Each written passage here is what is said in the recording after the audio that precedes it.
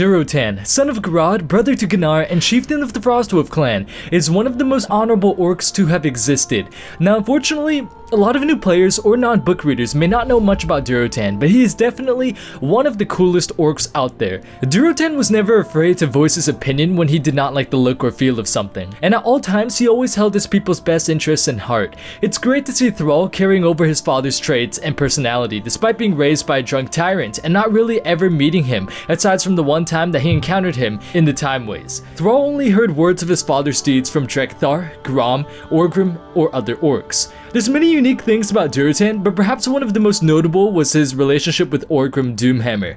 This relationship sparked when they were mere boys and maintained until Durotan's dying breath, and eventually even carrying over to Durotan's son, Thrall.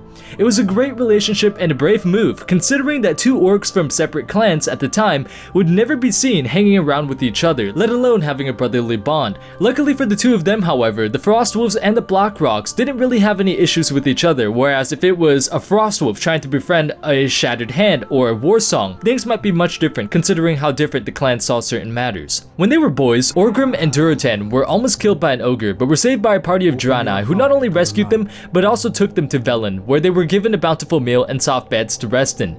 The kindness and generosity bestowed onto them by the Draenei would never be forgotten, especially by Durotan. When Gul'dan passed away and Durotan became the chieftain of the Frostwolves, things began to change. It's around this time that the great shaman Ner'zhul began receiving visions from Kil'jaeden, who deceived him into believing that the Draenei were evil and must be obliterated. Durotan was very skeptical about this notion since he received nothing but kindness from the Draenei, and honestly the orcs in general received nothing but kindness from the Draenei. There was no reason to believe that the Draenei were evil in any scenario whatsoever, and this hesitation was noted by Gul'dan, Ner'zhul, and Kil'jaeden. To test his loyalties, they had him capture Velen and a group of Draenei who gladly surrendered peacefully, and while attempting to explain to the orcs of the origins of Oshu'gan and the Naaru, Drekthar and the Frostwolves, except for Durotan and Draka, were outrageous at what they perceived as blasphemy. They immediately attacked the Draenei, but halted their assault when Durotan and Draka began fending off their own Frostwolves in an attempt to protect Velen.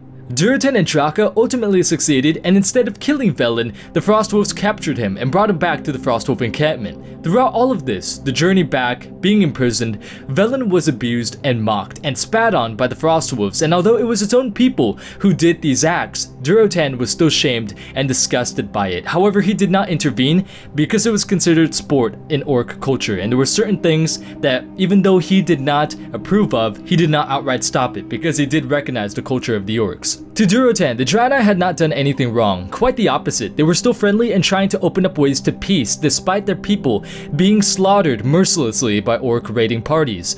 Durotan did not forget this, and he also did not forget the kindness the Draenei gave him as a boy. And so despite all of the Frostwolves' protests at what he was about to do, he did it anyway. He freed Velen and his people rather than sending them to Ner'zhul for execution. Now, because this is a spotlight on Durotan and not a lore video of all of the events of the rise of the Horde, we're going to skim through certain events. Time passes and Ner'zhul finds out that he has been deceived, so Gul'dan takes his place as the mediator between Kil'jaeden and the orcs. It's during this time that the elements begin abandoning their call to the shaman, so Gul'dan showed them a new source of power: Fel. In front of all of the orc clans, Gul'dan executes Draenei prisoners, and it's at this time where Durotan and Draka are horrified and extremely disgusted by these acts and by this dark magic. They are the only ones who can see the corruption for what it is, and while all of the other orcs are cheering and celebrating at this new power source, Durotan noticed how quiet the land was, for even the creatures, despite their primitive nature, knew that Fel was a corruptive force, and as a result, they abandoned the lands. However, shamanism had also abandoned the orcs because of what they were doing, and Drekthar and the other Frostwolf shamans yearned to have a substitute power source, and so with a heavy heart, Durotan permitted them to practice this magic, which only he, his mate, and Orgrim were able to perceive it as dark magic and as a corruptive source. A little side note here, Drekthar was loyal and a good friend of Durotan, but he did not see as Durotan did. He could not see what the chieftain could. Everything that Durotan did, everything that he believed in, Drekthar didn't necessarily agree with, and although he did not do anything to give rise to the notion that he was disloyal, he did openly voice disagreements with Durotan. He was even one of the ones who attempted to attack Velen when Velen spoke of a Naaru in Oshu'gan. It was only decades later, after the death of his chieftain and under the leadership of Thrall, that Drekthar wept realizing how wrong he had been in the past to doubt his chieftain and how blind he was to not see Fel for what it truly was. As time passes, Gul'dan and Black Cat begin using warlocks to magically age children. When it was the Frostwolves' turn to have their children be aged, Durotan was furious and immediately declined, and pretty much told the warlock who arrived with the offer of aging the children to get his ass on out of here. However, the warlock replied by saying that the decline was to brand him and his clan as an enemy to the Horde. So without any alternative choice, Durotan submitted and allowed the warlock to age the children.